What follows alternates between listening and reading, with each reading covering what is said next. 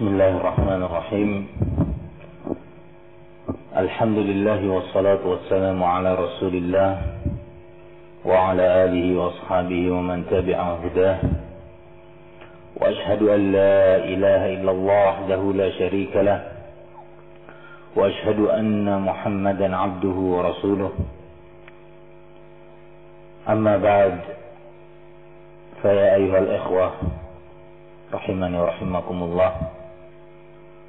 Pada malam hari ini di Masjid Ma'had Darul Azhar Temanggung yang diasuh oleh akhuna Al-Ustaz Fadil Qamar Suaidi hafizahullah ta'ala,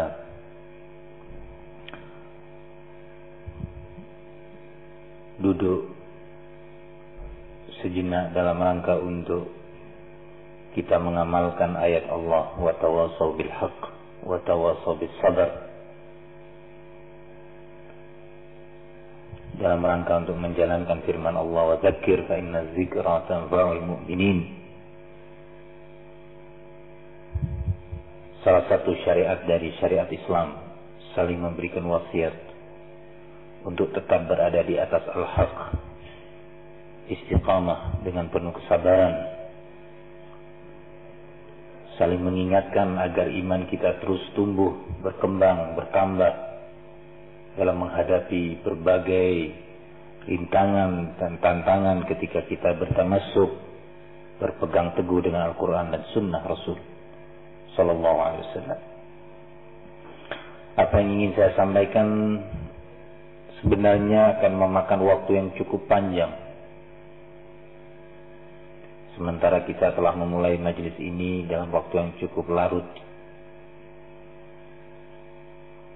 Ketika tadi saya mendengarkan Ustaz Qamar memberikan syarah ringkas,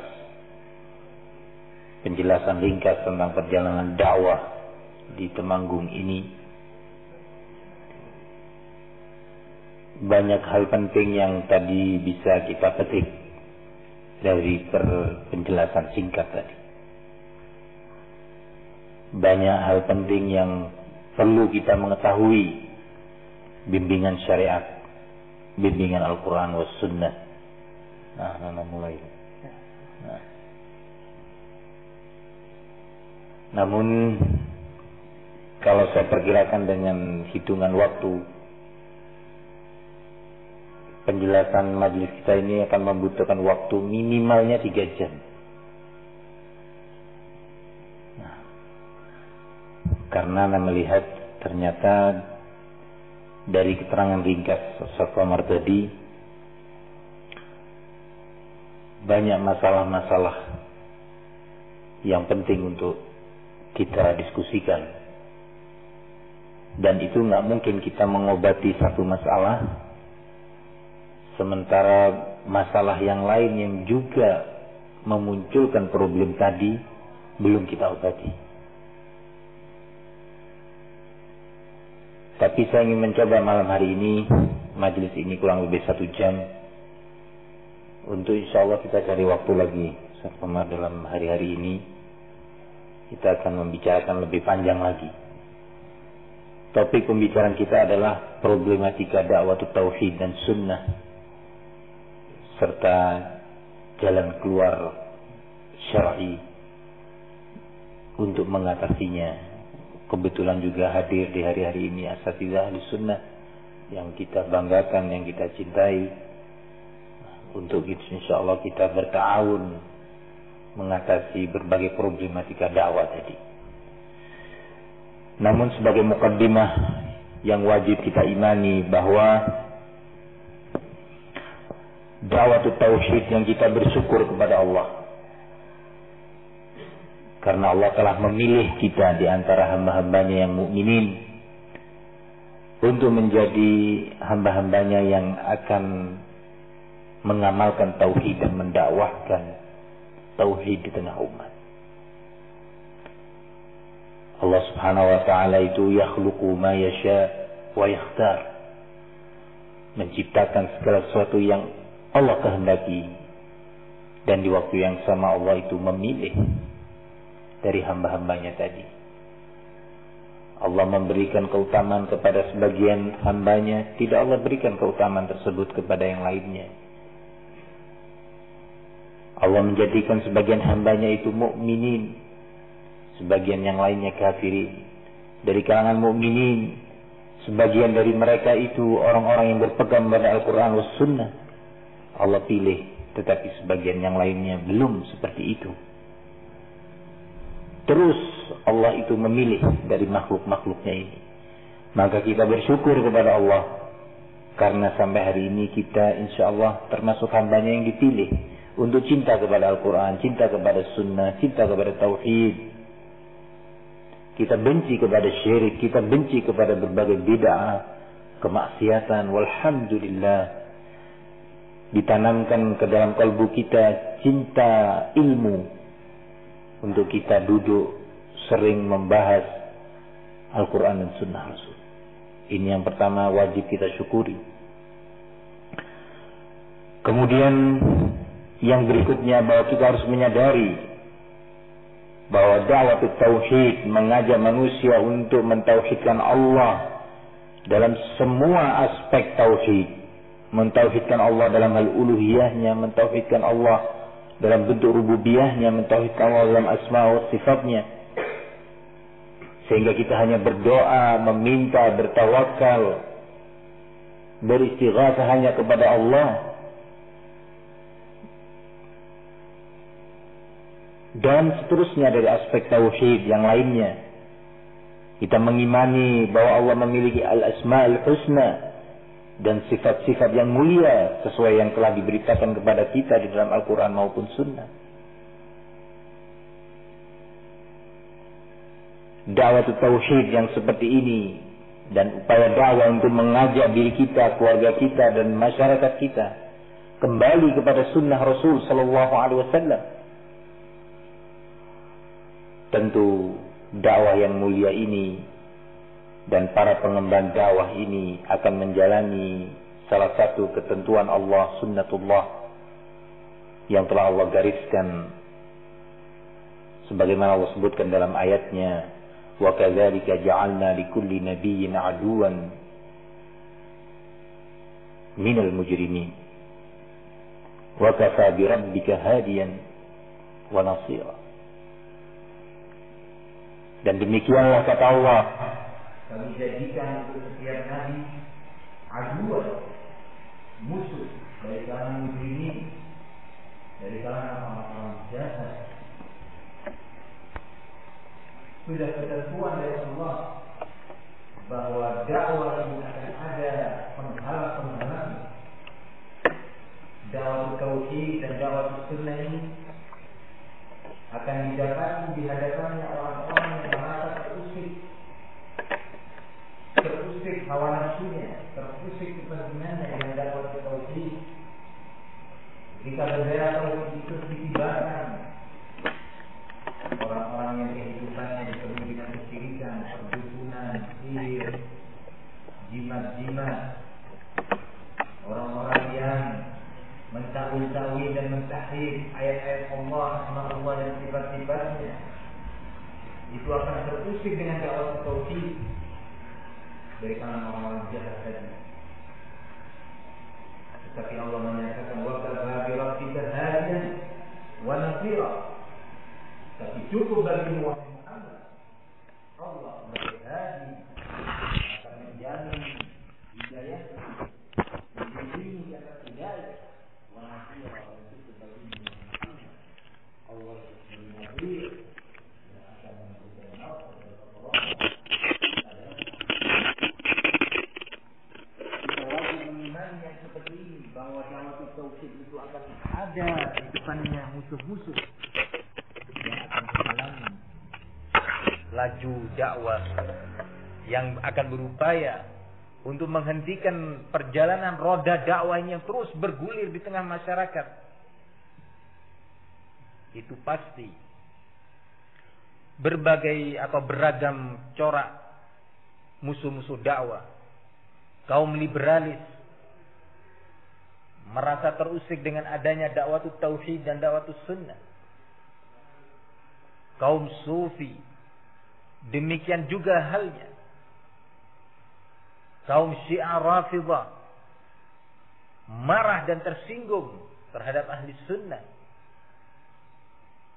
Begitu juga kaum Mu'tazilah, Al-Khawarij dengan beragam kelompoknya merasa sakit hati terhadap ahli sunnah, para pembela dakwah tauhid dan sunnah Rasulullah sallallahu alaihi wasallam. Tak luput pula ahlul ma'asi, para pengikut hawa nafsu yang berkecimpung di dalam kemaksiatan Allah, kemaksiatan kepada Allah Subhanahu wa taala. Ahlul riba tersinggung dan terusik kepentingannya dengan keberadaan ahli sunnah. Ahlul riba dengan berbagai macam bentuk ribanya dan aktivitas serta transaksi mereka, dan berbagai kemaksiatan yang lainnya yang mereka itu merasa terusik dengan adanya dakwah tauhid dan dakwah sunnah. Kalau tadi dibahasakan oleh bapak kita Pak Matori, masa semua haram, ini haram, itu haram. Terusik kepentingan hawa nafsunya. Dan mereka semua itu berupaya sekuat tenaga mereka di bidang masing-masing untuk menghentikan laju roda dakwah tauhid dan dakwah sunnah. Yang penting untuk kita menyadari, ikhwani fiddin rahimani wa rahimakumullah, bahwa musuh dakwah itu suatu kepastian. Suatu kepastian yang tidak bisa dihindarkan dari zaman ke zaman, dan kita bukanlah orang pertama, bukanlah generasi pertama yang mengalami gangguan, celaan dari musuh-musuh dakwah. Telah berlalu orang-orang besar sebelum kita, generasi terbaik, generasi demi generasi, dan semua itu adalah contoh bagi kita agar kita tidak putus asa, agar kita tidak merasa kecil hati. Kita harus banyak mempelajari sejarah perjalanan dakwah generasi sebelum kita. Kalau tadi sebelumnya diceritakan oleh Ustaz Qamar hafizahullah bagaimana sebagian masyarakat benci, terusik, sehingga berusaha untuk mengusir kita, menghalang-halangi gerak-gerik kita, aktivitas kita. Alhamdulillah, apa yang kita alami ini tidak seberapa dibandingkan yang dialami oleh salah satu contoh rijalud dakwah, Al-Imam Syaukani rahimahullah, penulis kitab Nailul Awtar. Bagaimana beliau menghadapi rezim Syiah Zaidiyah yang memusuhi dakwah tauhid dan sunnah. Seolah-olah beliau adalah seorang diri pada waktu itu di negeri Yaman, sehingga beliau harus mengungsi dari satu daerah ke daerah yang lainnya, dari satu lereng gunung ke lereng gunung berikutnya dengan membawa kitab-kitab beliau. Tetapi semua itu tidak menghentikan semangatnya untuk berdakwah kepada tauhid, mengajak, mengentaskan umat di negeri Yaman pada waktu itu dari berbagai bentuk kesyirikan, ghulu kaum Syiah. Terus berdakwah dan berupaya. Al-Imam Al-Amir As-San'ani rahimahullah tidak jauh halnya. Begitu juga Syekh Al-Mujaddid Al-Allam Al-Mujahid Muhammad bin Abdul Wahhab An-Najdi, bagaimana memulai dakwahnya di negeri Uyainah. Hari demi hari beliau meniti atau membenahi dakwah itu dengan penuh hikmah. Beliau adalah orang yang lebih mengerti dibandingkan kita tentang hikmah di dalam berdakwah dan cara bermuamalah dengan kaum muslimin secara umum. Mendidik mereka dari halaqatul ilm ke halaqah yang lainnya, dari satu majlis ke majlis lainnya, sampai terbentuklah suatu perkampungan, suatu negeri Uyainah yang telah mulai diterapkan syariat Islam. Dalam kata lain, dakwah sudah mulai berhasil, nampak buahnya. Tetapi sunnatullah telah menyatakan bahwa di situ ada orang-orang yang terusik, sakit hati, benci, marah terhadap dakwah tauhid dan dakwah sunnah. Sehingga datanglah gelombang penentangan dari luar kampungnya. Singkat cerita, sampai beliau terpaksa harus terusir dari negeri kelahirannya. Negeri yang sudah dibina oleh beliau. Hasil itu sudah mulai berada di depan mata, kedua mata beliau.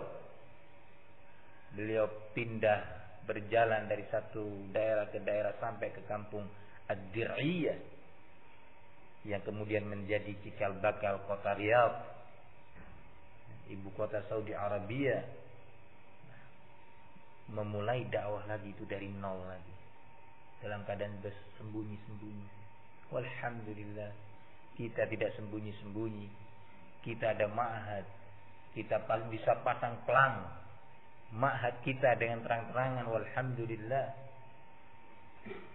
Jadi memang tidak seberapa apa yang kita alami ini. Sekaligus kita menyaksikan bagaimana memang dakwah itu secara sunnatullah telah ditentukan oleh Allah, digariskan adanya musuh-musuh.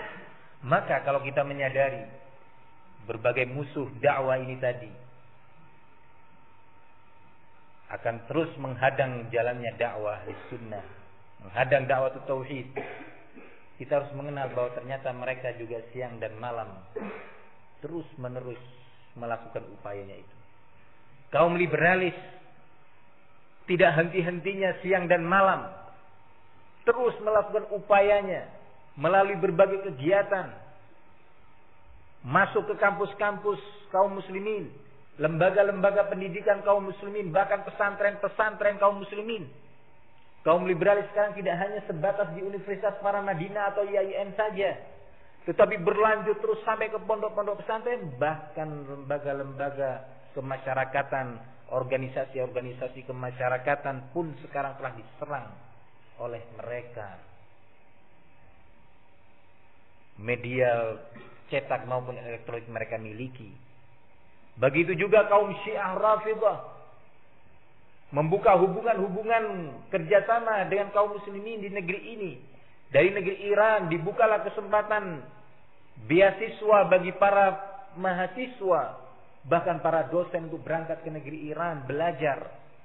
Dibukanya Iran Center di berbagai universitas yang memudahkan para mahasiswa dan para dosen untuk mengenal lebih jauh apa itu Syiah Rafidhah, berinteraksi dengan kaum Syiah Rafidhah. Mata kuliah bahasa Persia pun sekarang mulai diterapkan. CD, VCD, buletin, majalah, buku terjemah, karya-karya tulis dari kaum Syiah Rafidhah memenuhi pasaran buku di Indonesia ini. Begitu juga kaum tasawuf dengan segala kegiatannya. Siang dan malam saat kita duduk sekarang ini mereka bekerja. Nah, menulis, menerjemahkan, menyebarkan buletin, artikel-artikel, kegiatan kajian, pengajian, pengiriman anak-anak mereka ke luar negeri, ke pondok-pondok pesantren untuk belajar. Terus begitu siang dan malam mereka bekerja. Musuh dakwah semuanya itu bersatu padu untuk menghadang dakwah tauhid. Sengaja saya sampaikan hal ini secara ringkas agar kita menyadari bahwa ternyata kita ini diperhitungkan oleh lawan, bahwa kita ini memiliki musuh-musuh yang banyak yang berusaha untuk menghalangi dakwah tauhid. Para dukun yang tadi saya katakan tersinggung, baik dukun yang masih tradisional yang rambutnya panjang, kukunya panjang, pakai baju hitam, maupun para dukun yang berdasi, tersinggung. Yang kemungkinan tadi disebutkan oleh Ustaz Qamar hafizahullah, beberapa orang yang tersinggung karena tidak minta izin, ya, dan sebagainya, atau alasan-alasan lainnya. Kalau kita kaji lebih jauh lagi, ternyata bukan itu sebab utamanya. Ternyata ada hal-hal yang tersimpan, akidahnya merasa terusik. Ikhwani fiddin, sengaja saya gambarkan ini agar kita menyadari bahwa ternyata ahli sunnah itu, kita yang Allah takdirkan sebagai ahli sunnah salafiyin, sedang menghadapi suatu yang besar. di waktu yang sama kita merasakan mahalnya seorang sunni salafi. Mahalnya saudara kita satu, dia berakidah dengan akidahnya Rasulullah dan para sahabatnya. Mahal nilainya. Maka di antara problematika dakwah yang penting untuk kita ketahui adalah sekarang ini tidak jarang dari kita yang kurang mengerti tentang mahalnya nilai ukhuwah di atas manhaj.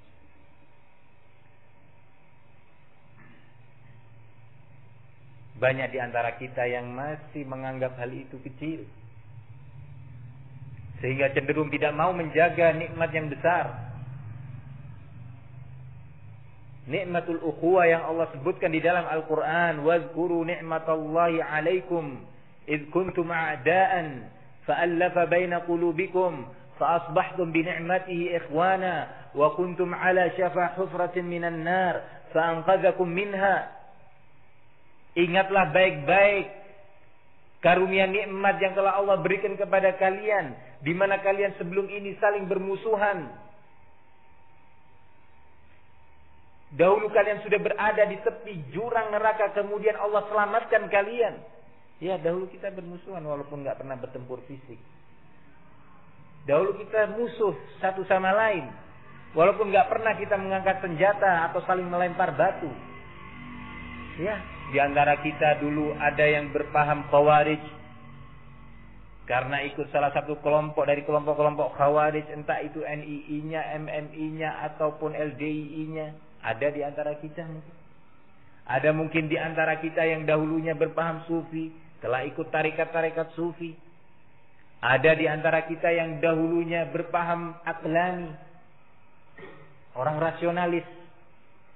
Ada di antara kita, barakallahu fikum, yang dahulunya sibuk dengan ma'asi, kemaksiatan demi kemaksiatan. Maka pada hakikatnya kita adalah ada, walaupun belum pernah terjadi permusuhan seperti kaum Aus dan Khazraj yang bertempur dengan pedang dan tombak.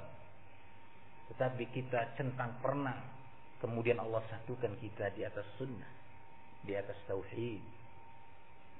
Betapa besarnya nikmat ini, maka Allah menyatakan wazkuru ni'matallah alaikum. Ingat baik-baik. Perintah mengingat di sini dengan tegas tentunya mengandung perintah untuk menjaganya. Menjaga nikmat itu. Tidak mungkin seorang mengenal nikmat dan mau menjaganya kalau dia tidak mengerti mahalnya nikmat tersebut.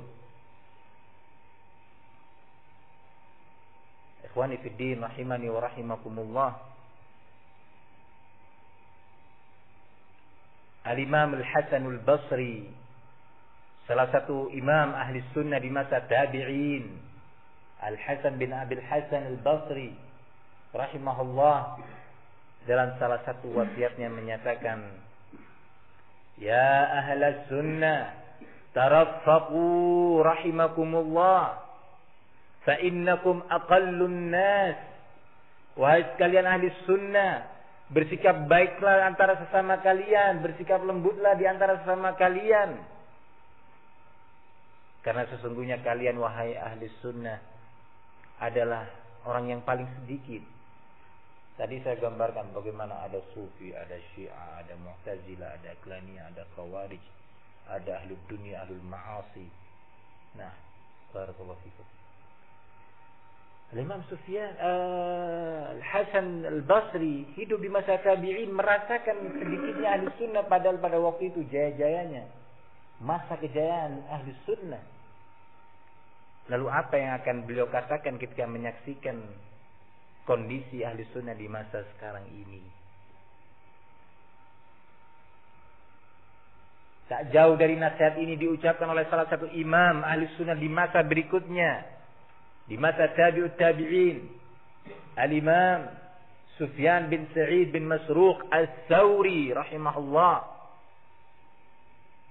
Dalam salah satu nasihatnya yang disampaikan kepada salah seorang muhaddits yang akan melakukan rihlah perjalanan menuntut ilmu pada waktu itu, beliau menyatakan dalam nasihatnya tersebut, idza balaghaka an rajulin fil masyriqi sahibi sunnatin wa akhar bil maghrib fab'ath ilaihima bis salam wad'u lahumā ma aqalla ahlas sunnati wal jamaah. Kalau seandainya sampai berita kepadamu tentang seorang yang berakidah dengan akidah sunnah berada di belahan bumi bagian timur, atau sahibus sunnah yang berikutnya berada di belahan bumi bagian barat, tolong sampaikan kepadanya salam dan doakan untuk keduanya dengan doa kebaikan. Karena betapa sedikitnya ahli sunnah. Dahulu masa muhaddithin masih banyak. Masih banyak sekali muhaddithin pada masa beliau. Lalu bagaimana dengan kondisi kita ya ahli sunnah? Maka jaga baik-baik ukhuwah ini. Nikmat yang sangat besar. Jaga baik-baik, kita harus saling mencinta. Setidaknya kita saling mendoakan, rasakan ukhuwah dan terapkan, wujudkan dengan sikap saling mendoakan. Menyampaikan salam dalam keadaan sekarang media di zaman kita ini sangat membantu untuk kita bisa menjaganya. Untuk kita bisa melanggengkan nikmat ukhuwah. Kirim salam, entah SMS, entah telepon. Assalamualaikum, kaif halak, bakhair antum, sehat. Nah, wahakala, berupaya merasakan mahalnya seorang ahli sunnah. Ikhwani fiddin rahimani wa rahimakumullah, semaksimal yang bisa kita mampu. Sebelum saya membahas beberapa hal yang tadi disampaikan oleh Ustaz Qamar hafizahullah, sangat penting masalah ini. Agar kita tidak merasa sendiri, agar kita tidak merasa kesulitan menghadapi berbagai problem dengan adanya upaya menjaga nikmat yang besar, yaitu nikmatul ukhuwah.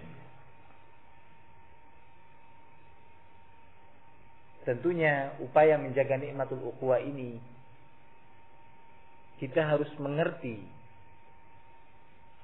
sebab-sebab yang bisa melanggengkan nikmatul ukhuwah. Di waktu yang sama, agar kita bisa berupaya mewujudkan firman Allah, wazkuru ni'matallah alaikum, kita juga harus mengerti sebab-sebab yang bisa merusak dan membinasakan, menghilangkan nikmat tersebut, nikmat ukhuwah. Dan semua itu disebutkan di dalam sunnah Rasul, di dalam Al-Quran. Yang tadi saya bahasakan, sebenarnya majlis ini membutuhkan minimalnya 3 jam. Sengaja saya sampaikan hal ini karena ternyata hal ini punya andil besar dalam perjalanan dakwah ahli sunnah. Punya andil besar untuk menghambat ketika tidak dijaga nikmat ukhuwah tersebut. Punya andil besar untuk terus mengembangkan dakwah ini, sampainya risalah tauhid kepada umat, atau sampai tersampaikannya sunnah kepada umat dengan nikmatul ukhuwah itu tadi dijaga. Banyak terjadi di banyak tempat ketika nikmatul ukhuwah ini tidak dijaga, tidak ada upaya yang sungguh-sungguh dan serius untuk memelihara nikmat ukhuwah yang Allah perintahkan tadi, maka dakwah di tempat tersebut cenderung mundur, cenderung mandek, cenderung terhenti. Setidaknya terhalang laju tersampaikannya dakwah tauhid dan sunnah Rasulullah SAW. Dan sebaliknya, tidaklah di suatu daerah, di suatu tempat nikmatul ukhuwah ini dirasakan dengan benar-benar, dijaga dengan baik, satu sama lain mengerti sebab-sebab yang bisa merusak al-ukhuwah.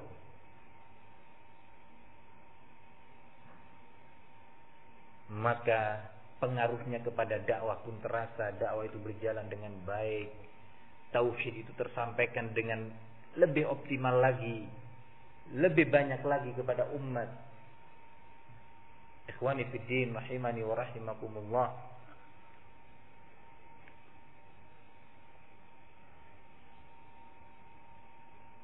insyaallah tentang nikmatul ukhuwah ini bisa asatidzah yang lainnya akan menyampaikan lebih lengkap lagi. Tetapi saya ingin mencoba masuk langsung kepada problem dakwah yang terkait dengan yang tadi disampaikan dan digambarkan. Saya mulai majlis ini dengan salah satu nasihat dari Syekh Rabi' hafizahullah, ketika beliau menyatakan, innana nara hadhil ayyam anna ad-da'wata as-salafiyyah tataraja' wa tataqallas. Kami menyaksikan, kata beliau, di hari-hari ini dakwah salafiyah ini semakin mundur ke belakang dan semakin lemah, berkurang. Subhanallah. Beliau pun juga merasakan, dan tentunya lebih bisa merasakan dibandingkan kita, karena cara pandang beliau yang luas dan lebih jauh dari kita. Cara pandang beliau kepada a'da'us sunnah, cara pandang beliau kepada intern ahli sunnah. Kemudian beliau lanjutkan, li'annaha faqadatil hikmah, karena dakwah salafiyah itu mulai kehilangan sikap hikmah. Subhanallah. Kemudian beliau syarah makna ucapan beliau ini tadi. Panjang lebar beliau berbicara. Ikhwani fid din rahimani wa rahimakumullah. Pada dasarnya kita ini, masing-masing kita, dalam kondisi masyarakat yang seperti ini, mau tidak mau, dirasa ataupun tidak dirasa oleh kita, telah terposisikan masing-masing kita ini sebagai dai di tengah masyarakat. Masing-masing kita telah terposisikan sebagai dai. Sampai-sampai kalau antum berjalan dengan pakaian seperti ini di masyarakat, ada sebagian orang yang memanggil antum ustaz atau pak guru, kadang-kadang. Karena memang secara penampilan saja, saya katakan tadi, dirasakan ataupun tidak, mau ataupun tidak mau, kita telah terposisikan sebagai dai. Kalau kita menyadari kondisi negeri kita yang seperti ini, maka kita harus tahu bahwa ternyata kita ini punya pengaruh yang besar. Sosok kita ini punya pengaruh yang besar terhadap dakwah. Kalau kita menyadari hal itu, kita harus tahu perangkat-perangkat dakwah agar kita ini tidak menjadi sebab terhalangnya kebaikan untuk sampai kepada manusia. Allah Subhanahu wa ta'ala menyatakan di dalam Al-Qur'an, "Qul hadhihi sabili ad'u ila Allah 'ala basiratin ana wa man ittaba'ani." Sampaikan wahai Muhammad, ini adalah jalanku, ini adalah prinsipku, yaitu aku berdakwah menyeru kepada tauhidullah. Ini adalah prinsipku dan orang-orang yang mengikuti jejakku. Prinsip dakwah ini aku lakukan di atas al-basirah, ala basiratin, di atas ilmu, di atas pengetahuan. Berarti dakwah itu harus berjalan di atas ilmu. Sebagian ulama menjelaskan bahwa basirah dan ilmu yang dimaksud dalam ayat ini ada dua jenis. Basirah, al-basirah awil ilm bima yad'u ilaihi. Basirah atau pengetahuan tentang substansi dan materi ilmu yang akan disampaikan kepada umat, dia menguasai. Tentunya nggak bisa ditempuh kecuali dengan talabul ilmi. Maka insya Allah mudah-mudahan ada asatidz yang bisa menyampaikan nanti tentang fadlul ilm, fadl talabul ilm.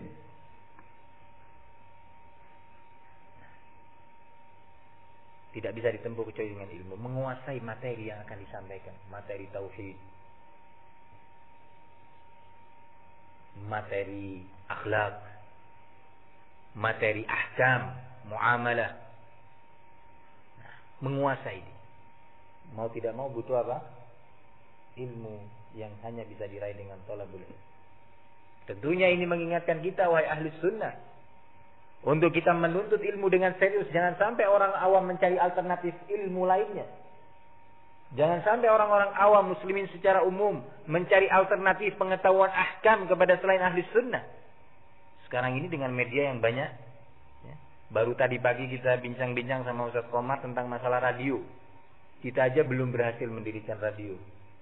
Ya. Sementara di situ ada pihak-pihak di Temanggung yang merilai radio dari MTA. Ya. Kaum rasionalis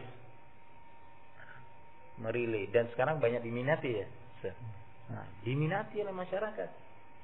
Masyarakat ingin tahu hukum terkait dengan rumah tangganya, terkait dengan jual belinya, terkait dengan akhlaknya, ini dan itu. Dia tinggal memutar radio yang dikelola oleh kaum rasionalis MTA. Jangan sampai kita membiarkan roda ini terus seperti ini kondisinya. Orang awam mengembalikan urusan agamanya kepada selain ahli sunnah. Maka kita harus bersungguh-sungguh di dalam thalabul ilmi. Thalabul ilmi tidak hanya terbatas kepada tulab di ma'had, tetapi thalabul ilmi itu berlaku kepada kita semuanya. Tidak cukup waktu untuk sekali lagi kita berbicara pada malam hari ini tentang ilmu, keutamaannya, fungsinya dan yang lainnya. Ikhwani fiddin, rahimani wa rahimakumullah, itu jenis basirah yang pertama yang dituntut dalam perkara dakwah. Ad'u ila Allah ala basirah. Ilmu tentang substansi dan materi dakwah yang akan dia sampaikan, baik akan dia sampaikan melalui lisan, melalui ceramah-ceramah, pelajaran-pelajaran, ataupun yang akan dia sampaikan melalui tulisan dengan berbagai bentuk media yang ada.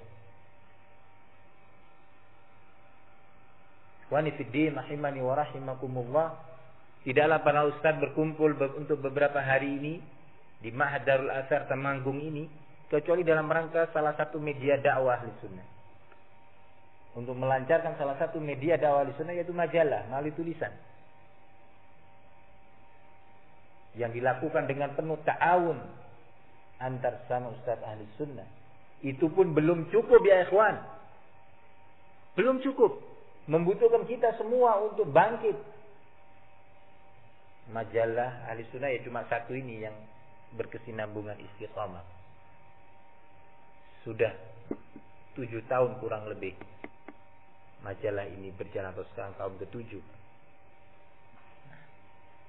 Kita baru punya satu.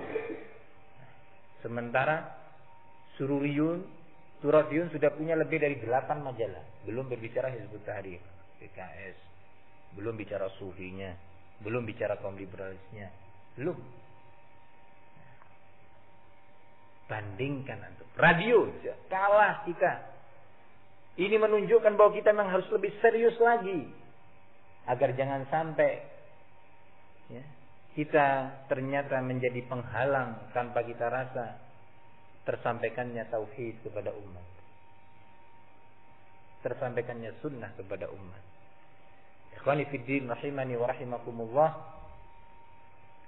jenis basirah yang kedua adalah al-basirah wal ilm bihalil mad'u. Pengetahuan, ilmu tentang kondisi mad'u yang akan kita melakukan dakwah di tempat tersebut. Kondisi lingkungan, kondisi sifat mereka, apa aturan yang ada di sekitar kita. Kita harus mengerti itu. Dua jenis basirah ini ya, Rasulullah SAW menyampaikan kepada para da'inya ketika hendak berangkat mengemban tanggung jawab sebagai utusan dakwah. Ketika Rasulullah mengutus Mu'adz bin Jabal radhiyallahu anhu, Rasulullah menyatakan, innaka ta'ti qauman min ahlil kitab. Ya Mu'adz, innaka ta'ti qauman min ahlil kitab. Sesungguhnya engkau ini akan datang atau menemui suatu kaum di mana mereka ahlul kitab. Faham Mu'adz, siapa ahlul kitab? Rasulullah mengajarkan tentang, mengenalkan kepada da'inya tentang kondisi mad'unya. Siapa ahlul kitab? Apa sifat-sifat mereka yang disebutkan di dalam berbagai petuah Rasul sallallahu alaihi wasallam dan yang diketahui oleh para sahabat pada waktu itu. dikenalkan sebelum memulai dakwahnya. Maka kita juga sekarang mulai mengenal lingkungan kita. Apa yang ada di lingkungan kita. Tidak bisa kita berjalan dalam dakwah ini tidak peduli dengan lingkungan. Lah, kita harus paham, kita harus tahu tentang kondisi lingkungan kita. Falyakun awwala ma tad'uhum ilaihi syahadatu an la ilaha illallah. Hendaknya yang kau jadikan sebagai prioritas utama dakwahmu, materi yang akan kau sampaikan terdepan adalah agar mereka mau bertauhid kepada Allah.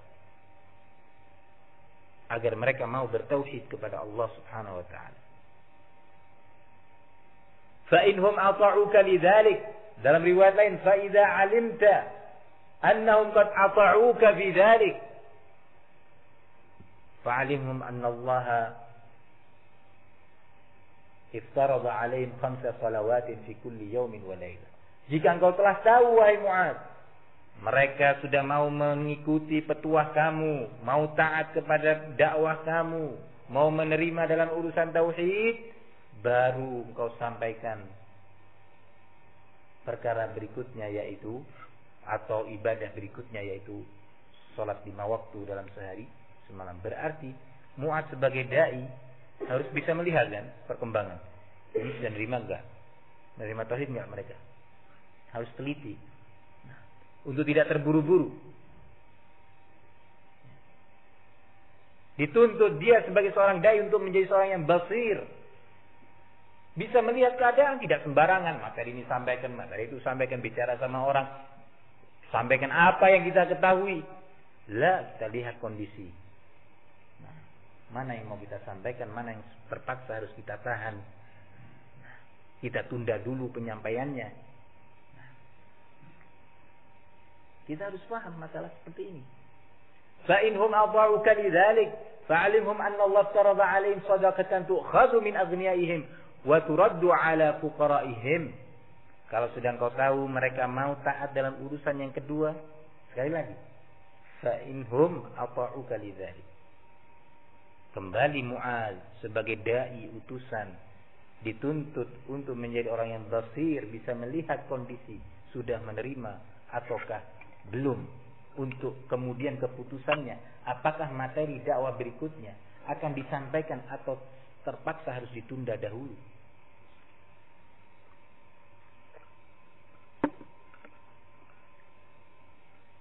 Kemudian Rasulullah membimbing dai-nya, padahal ini dai Mu'adz, salah satu faqih min fuqaha as-sahabah, Mu'adz bin Jabal radhiyallahu anhu, tapi dibimbing oleh Rasulullah. Wa iyyaka wa qara'im amwalihim wattaqi da'watal mazlum fa innahu laisa bainahu wa bainallahi hijab. Kalau sudah mereka mau taat, tauhid mau menerima, salat engkau sampaikan juga mau menerima, kemudian kamu sampaikan tentang kewajiban zakat dari harta mereka juga mau menerima, wattaqi da'watal mazlum. Takutlah kamu, hati-hati wahai Mu'adz dari doanya orang yang terzalimi. Maksudnya apa? Jangan kemudian kamu berbuat kezaliman, menzalimi orang semena-mena. Wa iyyaka wa qara'im amwalihim, hati-hati kamu wahai Mu'adz dari harta mereka yang sangat bernilai ketika mereka sudah mau membayar zakat, mau menunaikan kewajiban zakat, kemudian seenaknya diambil dari harta-harta yang bernilai. Onta-onta yang mahal, yang mengeluarkan air susu yang banyak, pejantan-pejantan yang mahal diambil sebagai zakatnya. Lah, jangan. Menjaga perasaan mereka, menjaga tetap. Dibimbing oleh Rasulullah SAW, dikenalkan tentang mad'u yang akan dilakukan dakwah di daerah tersebut. Kedua, membimbingkan materi dakwah dan bagaimana cara penyampaian, skala prioritasnya, kapan disampaikan yang ini, kapan tidak. Berikutnya disampaikan tentang terkait dengan akhlak, agar berhati-hati, tidak sampai menzalimi mereka, terkait dengan harga diri mereka, harta mereka. Diingatkan dai-nya. Hadis ini sangat besar faedah yang bisa kita ambil. Dua jenis basirah terdapat dalam hadis ini sebagai penjelasan terhadap firman Allah, "Qul hadhihi sabili ad'u ila Allah ala basiratin ana wa man ittaba'an." Kita pun juga sama sekarang dituntut. Begitu juga ketika Rasul sallallahu alaihi wasallam mengutus Mu'adz bersama sahabat yang lainnya yaitu Abu Musa al-Asy'ari ke negeri Yaman, diberi wasiat dua dai-nya. Siapa dua sahabat ini? Abu Musa al-Asy'ari wa juga Mu'adz bin Jabal radhiyallahu anhuma. Tapi Rasul tetap memberi wasiat karena memang penting dakwah itu. Tidak kemudian karena sudah keduanya berilmu dan telah lama berislam, telah banyak mengetahui syariat Islam, kemudian begitulah diberi wasiat oleh Rasulullah. Yassira wa la tu'assira. Basyira wa la tunaffira. Tatawa'a wa la takhtalifa. Wahai dua dai-ku, yassira, berilah kemudahan kepada masyarakat. Wa la tu'assira, jangan dipersulit mereka untuk mau beribadah kepada Allah. Basyira, beri kabar gembira yang membuat mereka mau dekat kepada din, mau dekat kepada bimbingan syariat ini. Wala tunaffira, dan janganlah kalian keduanya menjadikan mereka itu lari dari din. Lari karena belum sanggup. Baru mau mengenal dakwah, belum mengenal tauhid, belum mengenal apa. Ini pekerjaan Bapak haram ini. Enggak boleh nih, Pak. Hati-hati nanti diazab sama Allah. Belum siap dia.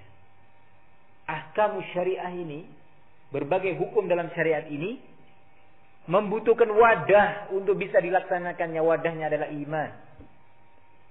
Nggak bisa seorang menjalankan ahkam syariah kalau wadah iman ini belum siap, belum kuat. Akhirnya kalau listrik itu jeglek, tahu jeglek, yang dipakai melebihi kekuatan. Nah, padam akhirnya. Nah, ya kalau yang padam cuma lampu biasa, kalau pas di situ ada alat-alat elektronik yang berbahaya, nggak boleh, hancur itu alat. Nah, begitu juga barakallahu fikum ketika kita menyampaikan kepada orang, kita sangat penting. Saya katakan seperti ini karena dakwah itu saya katakan tidak hanya identik dengan ceramah, tabligh akbar, muhadharah, memberikan pelajaran, membacakan kitab, tidak. Karena dakwah itu di dalam keluarga kan. Kita berhubungan dengan kakak, adik, misan, paman, bibi. Itu bisa jadi sumber fitnah juga kalau kita salah di dalam menyampaikan dakwah ini. Bisa jadi sumber fitnah yang akan semakin membuat gambaran ini negatif, gambaran dakwah ini semakin negatif di hadapan mereka. Nanti dari paman, bibi, saudara kandung, tetangga, kanan kiri menyebar ke sana semakin meluas. Maka ini harus diperbaiki. Barakallahu fikum. Ar-Rasul dalam beberapa asar yang diriwayatkan, dinukilkan dari beberapa sahabat, disebutkan haditsun nas bima ya'rifun aturiduna yukazzaballahu wa rasuluh.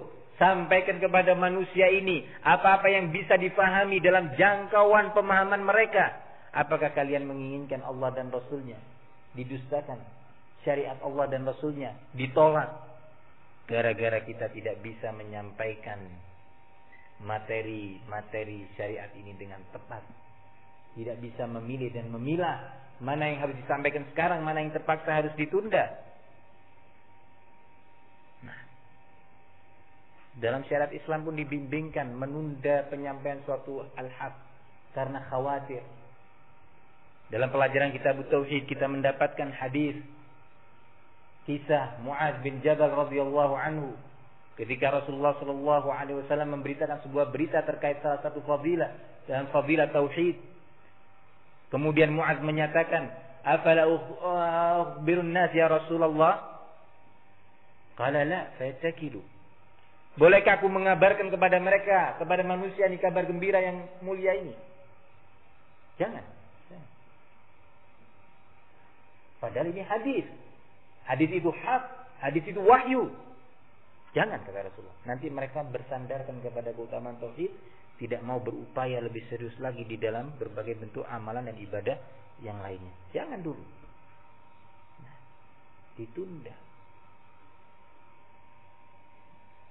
Nah, barakallahu fikum.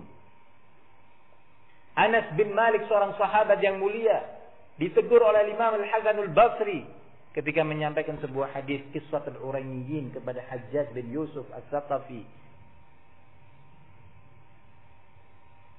Kemudian Anas bin Malik menyesal, padahal hadis itu langsung diterima langsung oleh Anas dari Rasul sallallahu alaihi wasallam. Muridnya Rasul, langsung ilmunya itu. Tetapi ketika suasana, kondisi zaman, kondisi fitnah tidak memungkinkan hadis tersebut untuk disampaikan, maka Anas bin Malik sempat menyesal. Ilmu pada hak. Nah, maka seorang dai yang tadi saya katakan, mau tidak mau masing-masing kita telah terposisikan sebagai dai. Mungkin di rumah tangganya, mungkin di hadapan ayah ibunya. Yang ayah ibu kita juga latar belakang pemikirannya pun bermacam-macam. Saudara kandung kita dan seterusnya. Maka basirah dalam dakwah ini sangat dituntut. Rasulullah mewasiatkan kepada para da'inya yang mereka orang-orang besar padahal, tentang masalah basirah ini tadi. Ikhwani fid din rahimani wa rahimakumullah. Penting masalah ini untuk kita bicarakan dan didiskusikan lebih panjang lagi. Tetapi karena memang kita telah memulai majelis ini sudah larut, sebagian kita sudah ngantuk. Nah, walaupun anak sudah berusaha mengeraskan suara agar nggak ngantuk, tapi sudah kondisi. Maka diantara basirah juga jangan dilanjutkan pembicaraan di sana orang sudah ngantuk. Barakallahu fikum. Insyaallah kita akan lanjutkan majlis ini di kesempatan lain. Nanti akan diumumkan atau dihubungi insyaallah taala di sela-sela rapat para asatidzah terkait dengan majalah syariah ini. Untuk sementara ini yang bisa saya sampaikan pada malam hari ini. Wassallallahu wasallam wa barak ala nabiyyina Muhammad wa ala alihi wasallam. Walhamdulillahi rabbil alamin. Assalamualaikum warahmatullahi wabarakatuh.